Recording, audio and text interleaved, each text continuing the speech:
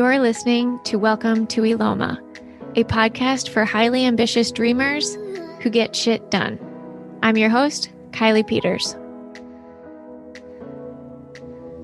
This is a space where we talk about mental resilience. So the world of entrepreneurship is challenging, to say the least. Some days are slam dunks and others leave us questioning every single decision we have ever made. And it goes without saying that this mental roller coaster can really take its toll over time. Today's guest has an incredible story and is taking to the stage to share it. I'm thrilled to have Tonia Jahshan, founder of Sipology, former known as Steep Tea, with us here today to share her story of mental resiliency.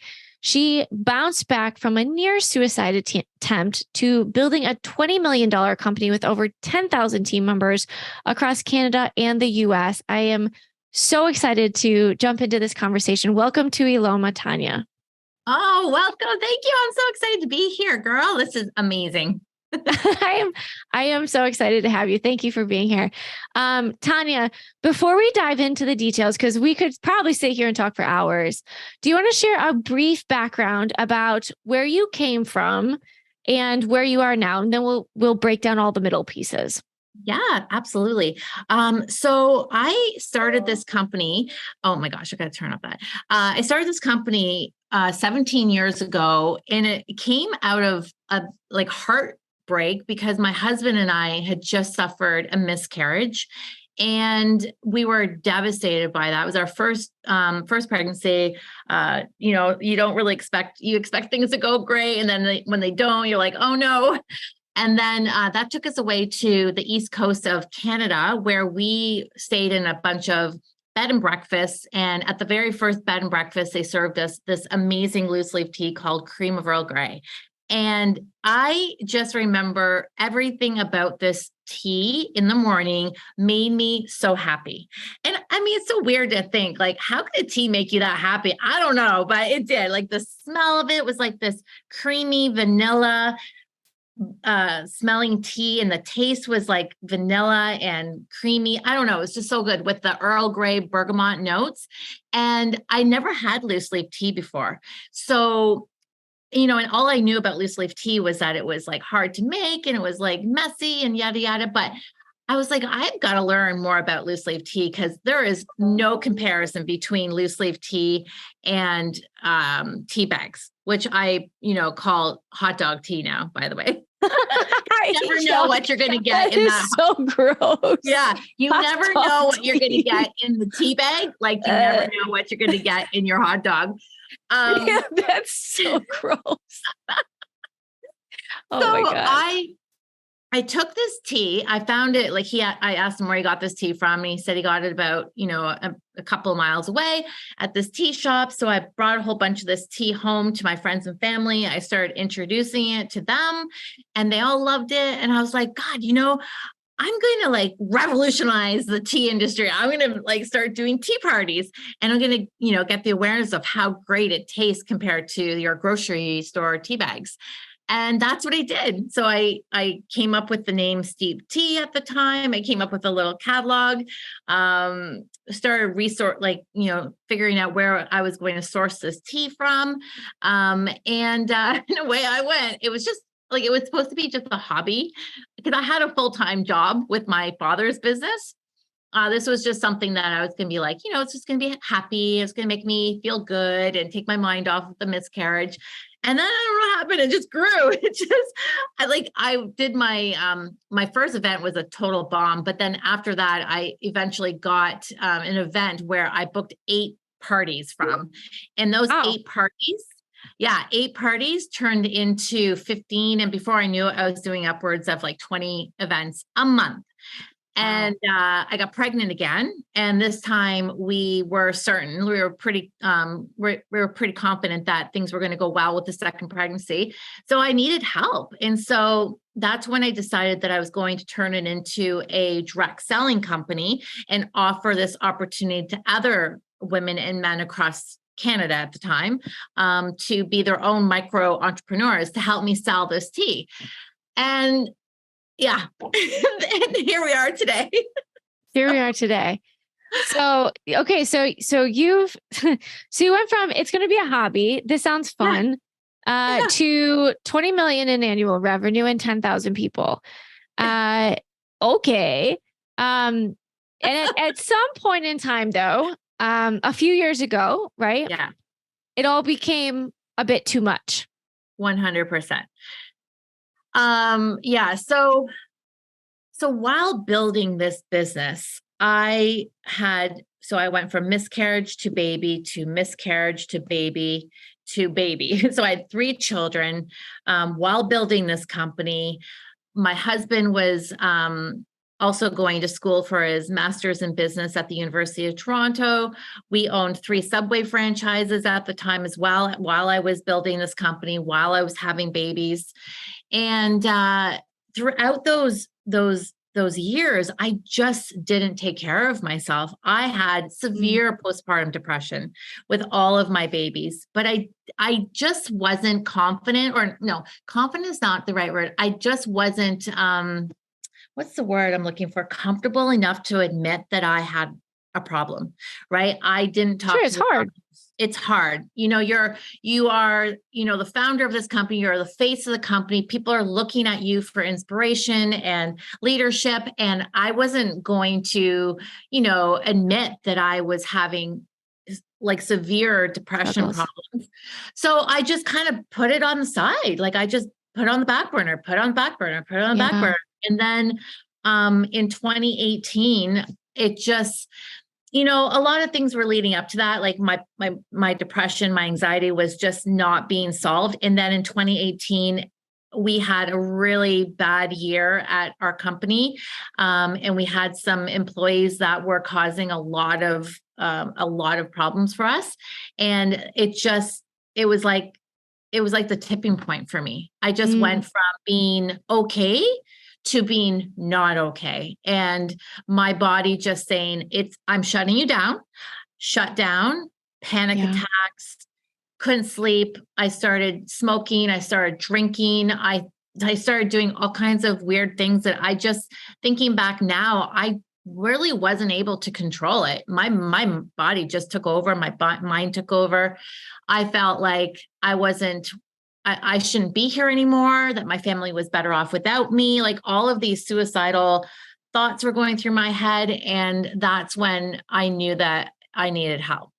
And, I remember I was sitting in the bathtub crying and thinking, how am I going to do this? How am I going to do this? And it was just at that moment that one of my best friends called, and I think that if she hadn't called me at that moment, I might have done something really stupid. And she pulled me out of it and said, you can't leave your children. Like your children will be devastated. And she snapped me out of that moment for just a second to be like, yes, oh my God, I can't do this to my kids. What am I thinking? Tonia, you need help. You need to check into a mental health hospital, like as soon as possible. And that's what happened. And so my husband was 100% supportive, on board. My doctors, everybody surrounding me was like, yes, this is what she needs to do. 5 weeks away from my family, 5 weeks away from the business. I just need to focus on getting better. And that's exactly what I did. And it wasn't easy.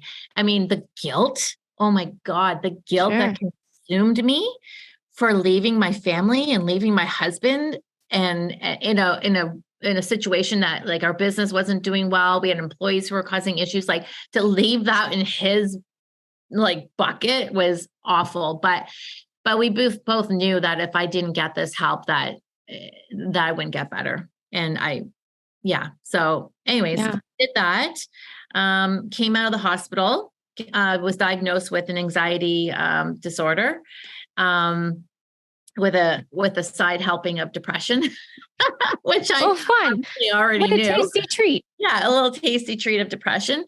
And instantly, like meds were prescribed, things that I knew I should have had a long time ago. I for sure, my doctors talked to me about it years before this, said you should go on meds. And I'm like, no, meds are for weak people. I'm not going on meds, right? And but I was like, no, I better do this. So Yes. Here we are. Okay. Well, that's a lot. Thank you for sharing your story with us. I want to just bring it back for a second. So that moment you said you were sitting in the bathtub crying and your friend called and that was the thing that snapped you out. Yeah. So what were you talked about like, you can't do this to your children, et cetera. As you were entering into that phase of like, okay, I've identified that there's a problem and I'm trying to find a solution. What was like your mental path in terms of this is what I need to do, or these are the steps I'm going to take? Because I think it's so hard. Like I resonate with so much of what you're saying. And I think a lot of entrepreneurs do, because it is a lot. It's a lot. And to your point, like what you said, we are often the face of our business. We are the people leading. There's a lot of weight, a lot of pressure, a lot of expectations. And to admit that something is not going the way you had planned is really tough and really courageous. And so I would love to just understand even more if you have anything left to say there about the mindset shift of like, nope, this isn't what I had planned. It has to change. And this is what I have to accept as my new reality. Anything in that capacity? Well, it was just, I just imagined my children being without their mom at that moment. Like I felt that it would be absolutely devastating to them to lose their mom. And like, for what reason? Because I wouldn't accept help. Like, right. Like, I mean, at that point, up until that point, I wasn't accepting of anybody's help. I wasn't willing to go and talk to a therapist. I wasn't willing to think about medications. And I thought, why would I end my life without even trying to do something? Try. Right. And of course, with my children, I just knew that I just kept imagining how they would explain that to their friends, how they would explain that to people in their life, how would their dad explain this to them? So those are the things that kept running through my mind after I got off the call. And it was almost instantly, I called my doctor and said, okay, I'm ready. Like, let's get me into this facility, because there was a wait list of about 4 weeks. So wow. Yeah. So I had to wait 4 weeks prior to getting into there. So I had to make that decision and then wait 4 weeks to get into. And I remember during those 4 weeks, I would call Renee cancellation, because I was worried that I wouldn't make it to there. Like, what if I started going down that path again? But luckily I was good. I have a very supportive family. I have a very supportive husband. But even sometimes that doesn't even matter, right? Like, people it's a very personal journey. But even though our lives touch so many others, as you're talking about, I think, like I said, I think it's really brave and courageous to be able to name, I need help, and then to do something about it. But I didn't know that you had to wait 4 weeks to get in. Like that alone must have been such a challenge once you've decided, okay, I'm ready, but you can't actually do anything about it yet. No. Yeah. No. That's crazy. And you know what? Here's an interesting thing that happened. The first week that I was in the hospital, day 2, this was July 2018, Kate Spade committed suicide. And I remember that day. Yeah. And the chef, Bourdain. Yes. Within the same week.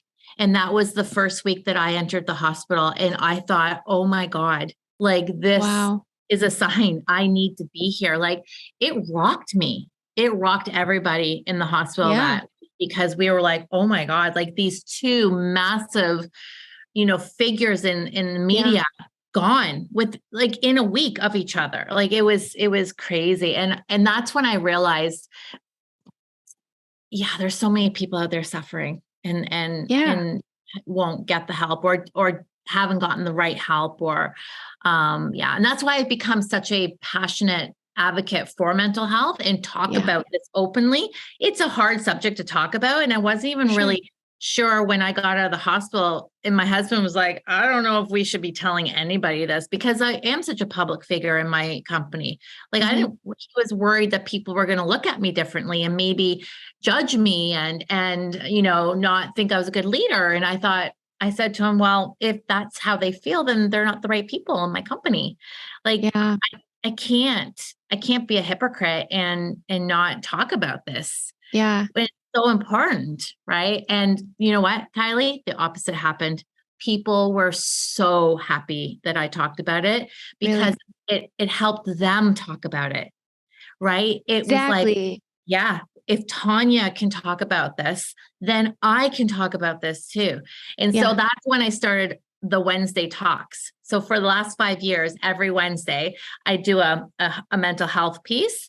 And I've been very consistent with that, considering that I'm a one follow through.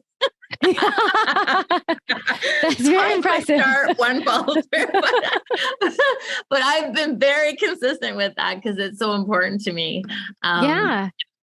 It's Well, good. I think, again, thank you again for sharing your story and for taking to the stages and for being public about it. And I think that's one thing that I've noticed too over the last few years is especially publicly and of, celebrities, et cetera, people saying, I need a break or I need help because I need to rectify or I need to find my mental health again. Like something needs help. And I think you're absolutely right. Like there has been this stigma in the past, but I think having so many people such as yourself step up and say something about it starts to normalize it and makes people feel not so alone or not crazy or not like they're the only one. Right.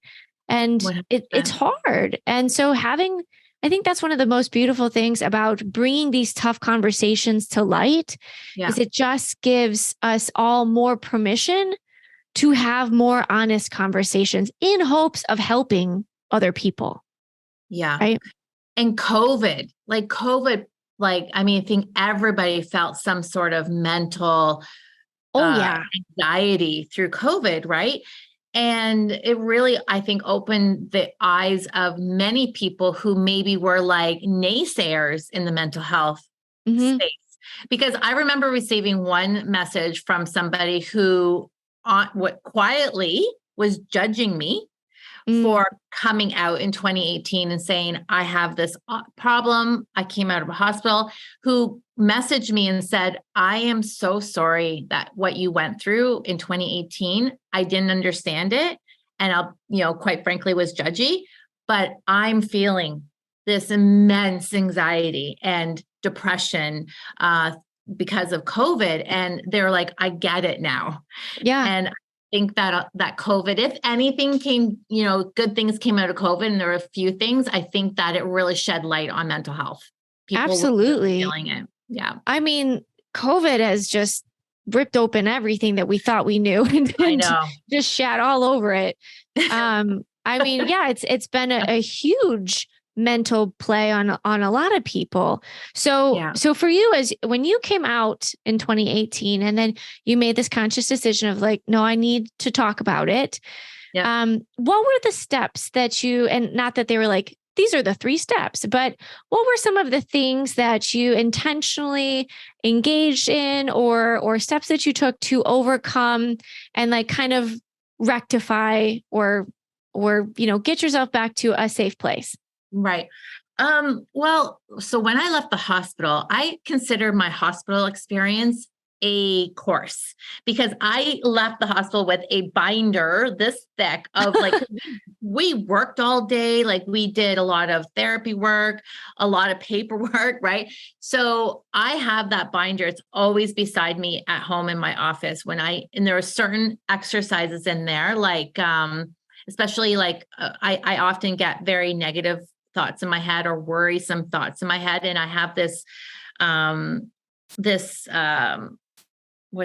routine that I have from the hospital where I write down all my negative thoughts and I start rationalizing, well, is this an actual true thought? Is this something that's actually going to happen? And it's a whole exercise that I do when I'm feeling overwhelmed. But aside from some of the exercises that I do in my workbook, I just, I think after getting out of the hospital, like I am such a people pleaser. I've always been a people pleaser, which is, people pleasers tend to always have some sort of anxiety or depression because we're always pleasing people, right? Yeah. And when I got out of the hospital, I realized that I don't need to do that anymore. I have to be comfortable saying no. If I'm not comfortable with something or I don't want to do something, I'm going to say no. If I don't like the way you're acting in my company and you might quit, and sure, it might hurt for a little bit, I don't care anymore. Go. Right. I had to kind of come out with that attitude that I'm not going to die. My business isn't going to fall to the ground. I will get over whatever is happening, but I have to take care of myself. I have to take care of my own mental health, and I can't please everybody. And I used to want to just please everybody. And now I realize I can't. Yeah. And they're not going to like it. And that's just like letting that go. Letting it go. I let it go. And I shed all of this weight of people's expectations, of their entitlement to my time, all of it. Right. Yeah. So that was one thing that I've really worked hard on since being in the hospital. And then just all of the other things, like exercise is like my jam. Like I've been exercising since I was 18, but I realize when I exercise, I'm just so much of a happier person. Endorphins, so key for me. I don't meditate. I Not your jam. Meditate. No, I'm too but meditation comes in different forms. It could be reading a book. It could be listening to your favorite music. It could be watching your favorite show. It's just a time where your brain is turned off and you're into something else. And it doesn't mean that you have to be like meditating. I learned that in the hospital because I'm like, listen, I can't meditate. Don't even. And they're like, listen, meditation comes in different forms. I'm like, good. Thank you for telling me that.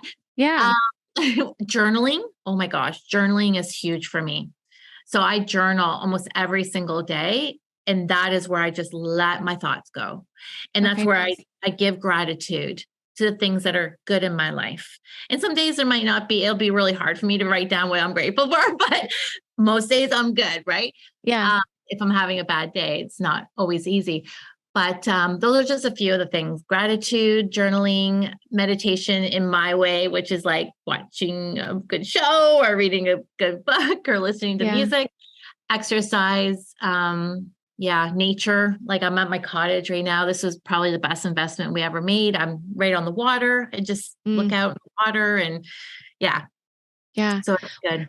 But I mean, all that to me sounds like a lot of self-awareness. Yes. A lot of you really dug in, you did the work, you figured out what worked for you, and you've stayed committed to it, which is hard. Yeah, 100%. That's really hard. It is so hard. Yeah. Good for you. Like one of the things that a lot of people with anxiety and depression is that we ruminate. So like if I said no to you about something, before I would be ruminating about it and going, oh my God, I feel so bad. Oh my gosh, I should say yes. I'll just call her up and say yes. I would ruminate so to the point where I would make myself sick and tell myself all these stories. I don't do that as often anymore, which is a huge improvement. Huge. Well, I mean, and as you say, an improvement, we are all works in progress, 100%. Right? Like it's all a process. So you said one of the biggest things you learned after going through this experience was the art of letting go. Any other big lessons that really kind of are things that you just keep in mind? And it's like, these are lessons I need to make sure I don't forget outside of, the habits that you just talked about. Yeah. My biggest lesson that I ignored, and this is one thing I've always said to entrepreneurs, like when I started my business and, I was in, 5-6 years into my business, I'm like, trust your gut. Trust your gut. If your gut is off and something doesn't feel right, whether it's about a person, whether it's about a product, whether it's about a path somebody wants you to go down and it doesn't feel good, trust your gut. Because most of the time it's right. And whatever that was is not going to turn out well. And I learned that the hard way in 2018 when I didn't trust my gut with this person that we hired. Something wasn't right, but I was so hopeful that it was not right. That was not true, but it ended up being a whole terrible mess. And so one thing I trust my gut now wholeheartedly. Yeah. If something does not feel good to me, I'm out 100% with no questions asked. Yeah. Yeah.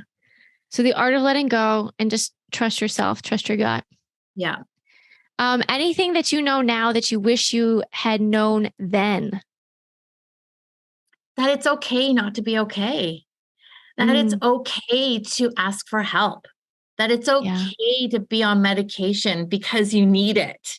Right? These are all the things that I told myself were bad, weak, right? And if I could talk to myself after my first pregnancy and go, Tonia, take the drugs, get the help after, like postpartum depression, those are the things I wish that someone had told me back then, that it was okay.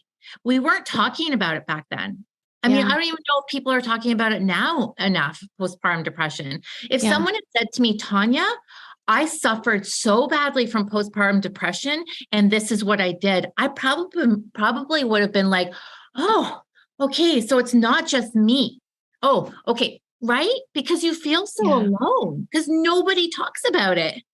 I think that's exactly it. As we talk about like having these public discussions or more prominent discussions about these hard things, especially as women, I think there's so many things that women specifically go through and as entrepreneurs go through and as women entrepreneurs go through that are so unique to our journey. And it's like, we need to continue to have these open and public conversations so people don't feel so alone.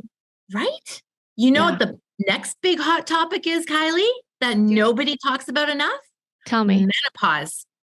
Perimenopause and menopause. Like, I'm 50. I'm going through perimenopause. Nobody talks about it. Like, finding information about the things that women's bodies go through when you're in this stage of life. Like, it's like I have to, so I'm opening that conversation up now too with people, and they're like, oh yeah, I'm going through that too. I'm like, see, nobody talks about this. Okay. So what I will embarrassingly admit, like, of course I'm a woman, I'm aware of menopause, but it wasn't until like maybe the last year or two that I'd even ever heard the term perimenopause. Me too. And I was like, what is this other thing my body is going to go through that I don't know about? Does anyone else know anything about this? How can I learn about this? Like, what is happening? But yeah, it's just like, there's so many things to constantly learn. And like, my big thing is like, it's hard to know that you're supposed to ask questions when you don't know that there's something you're supposed to ask questions about. Right? I know. And it's like, can you just give me the list of the things that I should be curious about so I can just be more intentional and effective with my time instead of just like running around in circles trying to figure out what I'm supposed to be asking about now? I know. It's crazy. I think women, I don't know, like, I thought we were really good at communication. Like, we talk about all kinds of weird things, but when it comes to like, I don't know, postpartum depression, miscarriages, perimenopause, menopause, we kind of clam up. And I don't know why. Is it because we're afraid to talk about it? Are we afraid that we look weak? I don't know. I'm trying to get to the bottom of it, but I'm going to blow open the perimenopause thing. Yeah, no, I think you should. And I think part of it too is I feel like over the last couple of years, at least I feel like I've experienced a shift from women being like, it's me versus you to it's a collective us. And I think that's like a mental shift that society is slowly starting to adapt. And my hope is with that, we get more open conversations like this. Yes, me too. Me too. We need each other. Women need to stick together. Yeah, we do. There's way too many hard things that we have to go through. We have a hard let's time. Just talk about it. Right? Like, let's learn from each other. One more question I just wanted to ask of you, Tonia, as we start to wrap up here. So you went through this whole experience, and for some people, they might feel like it could kill their business, right? And some people it might, but for you, I'm curious, how is Sipology better off now that you as the head have led yourself through these challenges? You've had these open, honest conversations. You come out on the other side. How has that influenced your company in any way? Yeah. So when I got out of the hospital, it just it's coincided really nicely with our changeover of our catalog. We come out with 3 catalogs a year, and we were always supporting for the prior years to 2018. We were supporting juvenile diabetes for years, sending money to them. Right, like every whole bunch. We would probably donate about $50,000 a year to diabetes. And then it changed when I came out of the hospital. I'm like, listen, I want to support mental health organizations. So we partnered with Crisis Text Line in the US, and we partnered with Kids Help Phone in Canada. And we often once or twice a year do a big mental health campaign on Mental Health Day. And there's this big thing in January where it's like, Bella, let's talk.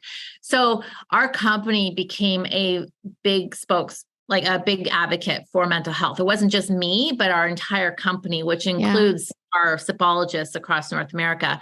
And so that was a huge change. And we noticed that people were joining our company because of our mental health advocacy. So, yeah, I mean, I'm sure there's people out there who don't join our company because we're mental health advocates. I don't know. Sure. Could be, and I'm sure there is.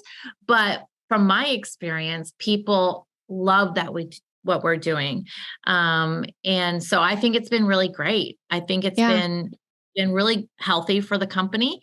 And we'll just continue. And then of course, now you and I have been doing Heroic together, which is exciting. I can't wait to hear your keynote next month when we're at the DFYs. And now it's, our turn to take this message to bigger stages and hopefully change more lives that way. Right. So, And I think that's one of the best things that we can do. Like, human beings, we go through a lot. And I think when we come out the other side, the best thing we can do is share our stories in hopes of helping other people. Yes. So absolutely. And thank you, Tonia, for sharing yours. So you are working on your public speaking game right now. Any other big things that you're working on that you want to share? Oh gosh. Well, personally, I'm want to write a book. Doesn't everybody? Yes. There's a lot of publishers that are going to get a lot of business. 10 quick start, 1 follow through. So there you go. It'll be a short book. It could be a short book. Yeah. At Sipology, we are launching a whole bunch of great products. So we're launching next spring a perimenopause booster. Yes. So nice. I know that's why I'm opening up this conversation about menopause, because we actually have a FDA approved and a Health Canada approved product that'll help people with all of the symptoms of hot flashes and moodiness and yada, yada. We've got our conference coming up in 2 weeks. We call it SipCon, where we introduce a whole bunch of new products. We've got oat creamer coming out. We've got monk fruit sweetener coming out. Oh God, a bunch of functional lattes with a whole bunch of ashwagandha mushrooms in it. Oh my gosh, we got all kinds of great things happening at Sipology. Everything to do with your health and wellness. So yeah. I love it. All right. 2 last questions for you, my dear, and then we'll let you get on with your day. Okay. All right. What impact do you want to make on the world, or what legacy do you want to leave? I want to be known as that person who openly talked about their mental health and helped other people overcome their own mental health fears and personal judgment of themselves and get the help that they want. I mean, that's what I would love to be known for, whether I've been known for that or tea. I don't know. We'll see. I think it will be more. Or both. Or both. What was the second question? Oh, that was just either the impact or the legacy. So I think you got that. But I got one more for you. This is the last one. Yep. What is your greatest insight or discovery about both life and entrepreneurship? Of being an entrepreneur?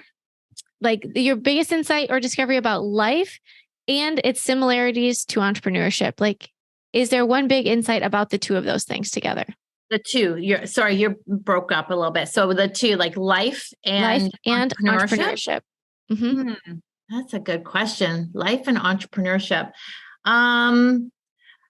Gosh, I don't know. They're kind of like one and the same, really. I mean, like your life is sort of like your family's like building an entrepreneur, like you're building a business within your family. It's like a family, I don't know. And then entrepreneurship is building a company, but they're kind of, they're the same. Like I don't really have much of there's not really a disconnect between the two. My family is my business is my family.